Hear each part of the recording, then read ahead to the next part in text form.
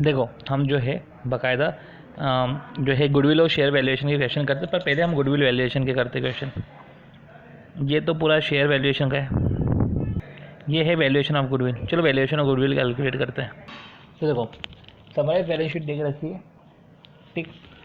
Equity, reserve and surplus, P N L, trade payable, asset देख रखा है इतना सारा, एडिशन इन्फॉर्मेशन देख रखी है, ठीक है। देखो ले जाके हमको क्या कैलकुलेट करना है, 5 ईयर परचेस देख रखा है, ठीक है। तो गुडविल 5 ईयर परचेस से करना है सिंपल एवरेज मेथड में बोल दिया। एक तो सिंपल एवरेज मेथड, ठीक है, कि फ्यूचर मेंटेनेबल प्रॉफिट का आप एवरेज कर दोगे, ठीक है, सिंपल एवरेज। और सिंपल एवरेज जो है, देखो 5 ईयर परचेस और सुपर प्रॉफिट देख रखा है, तो सबसे पहले तो हम सुपर प्रॉफिट इंटू 5 कर देंगे, राइट। तो सुपर प्रॉफिट इंटू 5 करेंगे, ठीक है। तो आखिर में जब आप देखोगे तो आपको दिखेगा कि देखो सुपर प्रॉफिट है, ठीक है। अब सुपर प्रॉफिट को 5 ईयर से मल्टीप्लाई किया। अब इधर पॉइंट ये है कि सुपर प्रॉफिट को 5 ईयर से तो चलो ठीक है मल्टीप्लाई कर लिया, ठीक है। अब ये था कि इसमें एवरेज, सुपर प्रॉफिट में भी एवरेज, तो अच्छा वो भी सिंपल एवरेज, मतलब कि 3 सुपर प्रॉफिट निकलेंगे, ये 3 सुपर प्रॉफिट निकले जिसको डिवाइड बाय 3 करा इन्होंने, ठीक है। जरूरी थोड़ा ना कि फ्यूचर मेंटेनेबल प्रॉफिट का ही एवरेज ले, भैया इन्होंने जो है सुपर प्रॉफिट का एवरेज कर लिया। अब सुपर प्रॉफिट का एवरेज करा, मतलब सिंपल सी बात है, हर साल उन्होंने सुपर प्रॉफिट निकाला होगा। अब हर साल सुपर प्रॉफिट निकाला होगा तो सुपर प्रॉफिट कैसे निकालेंगे। सुपर प्रॉफिट निकालने के लिए हम बैक कैलकुलेशन अगर देखें तो एफएमपी में से नॉर्मल प्रॉफिट माइनस कर दो तो ऐसे आ जाएगा आपका सुपर प्रॉफिट। सुपर प्रॉफिट का तो यही तरीका है भैया, एफएमपी में से नॉर्मल प्रॉफिट माइनस करो, ठीक है। और जो नॉर्मल प्रॉफिट है हम पहले नॉर्मल प्रॉफिट निकाल लेते हैं, राइट।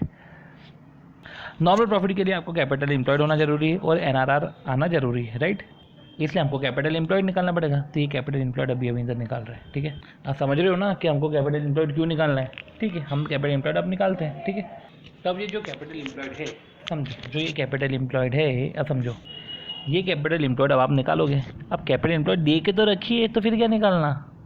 बट देखो हमारा कैपिटल एम्प्लॉयड होना चाहिए रौनक, ये भी रौनक होना चाहिए भैया, ऐसा वैसा नहीं, ये भी रौनक होना चाहिए। तब देखो ये हमने जो है बाकायदा इसका रौनक है, तो हम समझते हैं क्या है कि एक्चुअल वैल्यूएशन एज अंडर कि बिल्डिंग और मशीनरी लेस डेप्रिसिएशन, इन्वेंट्री, तो बिल्डिंग और मशीनरी का दे के रखा है, इन्वेंट्री के बीच में कुछ दे के रखा है, और नेट प्रॉफिट दे के रखा है जिसमें including opening balance after writing off depreciation, goodwill, tax provision and transfer to general reserve, ये सब माइनस करने के बाद। तो पॉइंट ये है कि हमें इसका जो है काम पड़ेगा। तो देखो हमने ये ले ली 1800, 2000, 2200, ये इन्वेंट्री ले ली 1200, 1400, 1600, है ना। तो एक तरीके से बोल सकते हैं कि हम जो है असेट उसको रीवैल्यूड करते हैं, ठीक है। मुझे बताओ ये goodwill, trade receivable, bank balance, इनका क्या करें।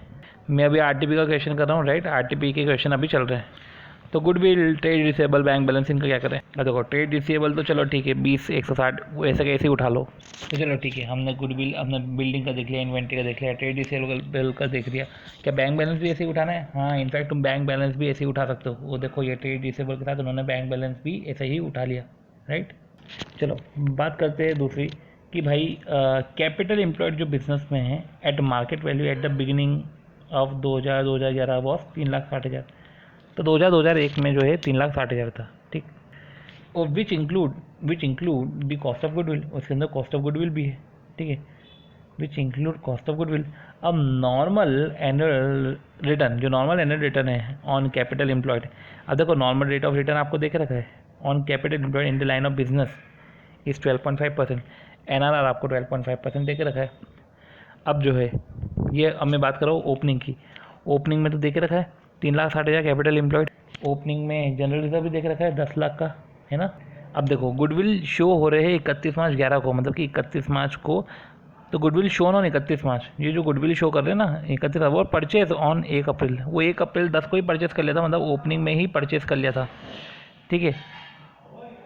तो 10 लाख में परचेस कर लिया था। गुडविल कितना दिखा रहा है, ये भी 10 लाख ही दिखा रहा है, ठीक है। 1 अप्रैल को परचेस कर लिया था। On which date the balance sheet, हाँ ठीक है, on which date the balance in the P N, मतलब गुडविल जो शो कर रहे हैं ना 31 मार्च को, वॉज परचेस ओपनिंग में 10 लाख का था। On which date the balance in the P N L was 1,20,000, उस टाइम पे 1,20,000 बैलेंस था, ठीक है, पी एन एल में। तो हम तो गुडविल ही लेते हैं। हम तो क्या करते हैं, हम देखा जाए तो गुडविल परचेस गुडविल ही लेते हैं, सेल्फ जनरेटेड तो लेते नहीं है। अब हमको एवरेज कैपिटल एम्प्लॉयड निकालना है, ठीक है। तो जो एवरेज कैपिटल एम्प्लॉयड है, तो देखो हमको एवरेज कैपिटल एम्प्लॉयड निकालना है, मतलब हमको 3 तरीके से जो है 3 साल दे करके हमको अब एवरेज कैपिटल एम्प्लॉयड निकालना है। कैपिटल एम्प्लॉयड में हमने इन सब की तो बातें कर ली है। ट्रेड पेबल है, तो ट्रेड पेबल भी एज इट इज़ उठा लो, ठीक है। अब ना असेट में से लायबिलिटी माइनस करी तो आया हमारा क्लोजिंग कैपिटल। ओपनिंग कैपिटल हमको दे के रखा है। अब ओपनिंग कैपिटल कैसे दे के रखा है, क्योंकि आपको स्टार्टिंग में अगर याद हो तो बोल के रखा था कि 3,60,000 है, ठीक है।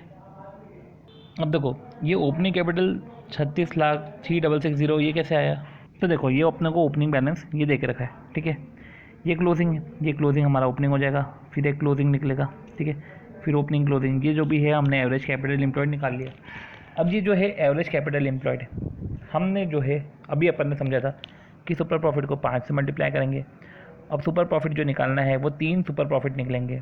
3 सुपर प्रॉफिट कैसे निकलेंगे कि FMP माइनस नॉर्मल प्रॉफिट ऐसे निकल गया। तो FMP में से नॉर्मल प्रॉफिट माइनस करो तो सुपर प्रॉफिट आएगा। नॉर्मल प्रॉफिट के लिए हमको कैपिटल एम्प्लॉयड इंटू NRR करना पड़ेगा। हमने एवरेज कैपिटल एम्प्लॉयड तो निकाल लिया हर साल का, ठीक है।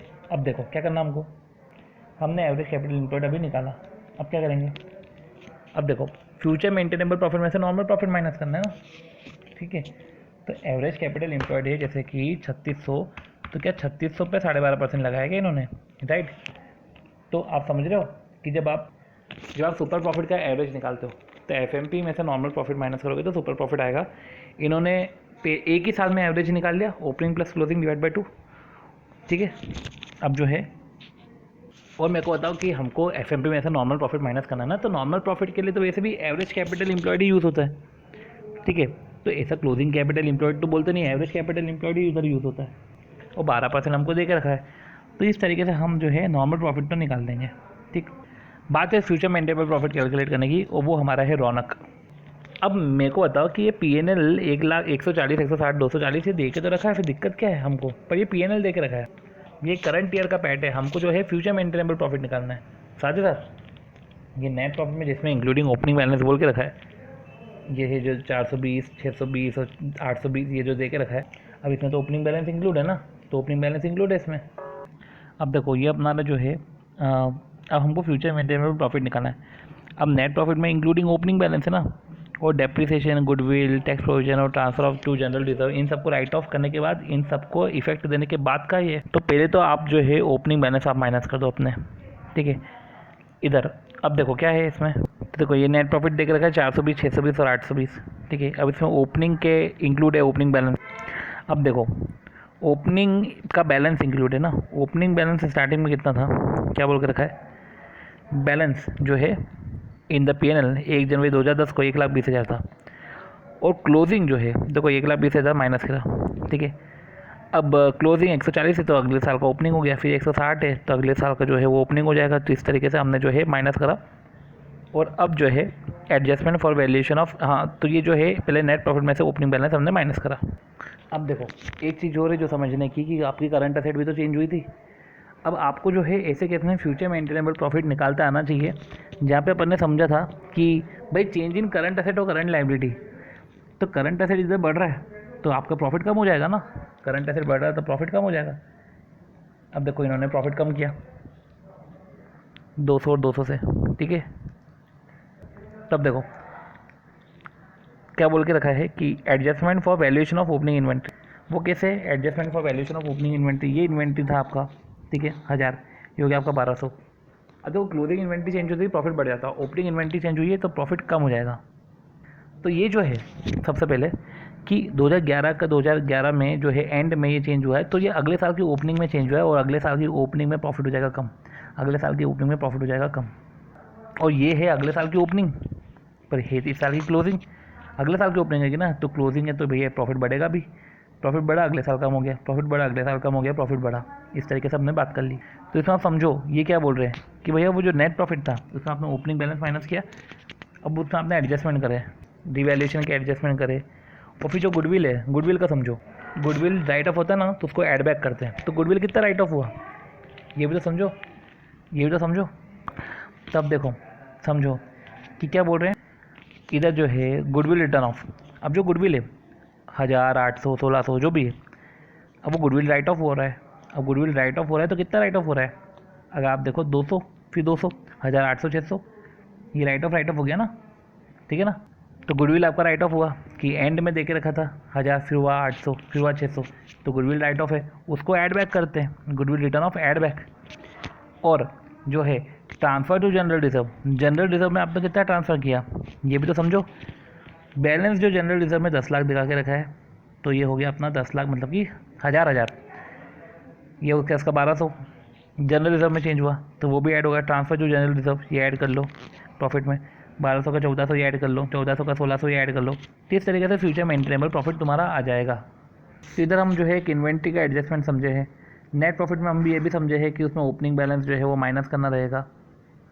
फिर इंक्रीजिंग इन जनरल रिजर्व, तो जनरल रिजर्व जो है ट्रांसफ़र टू जनरल रिजर्व, तो वो भी हम ऐड करेंगे प्रॉफिट में, राइट। एक चीज़ ये भी याद रखो कि गुडविल जो रिटर्न ऑफ होता है वो ऐड बैक हो जाता है, ठीक है। तो गुडविल रिटर्न ऑफ वो भी ऐड बैक हो गया था।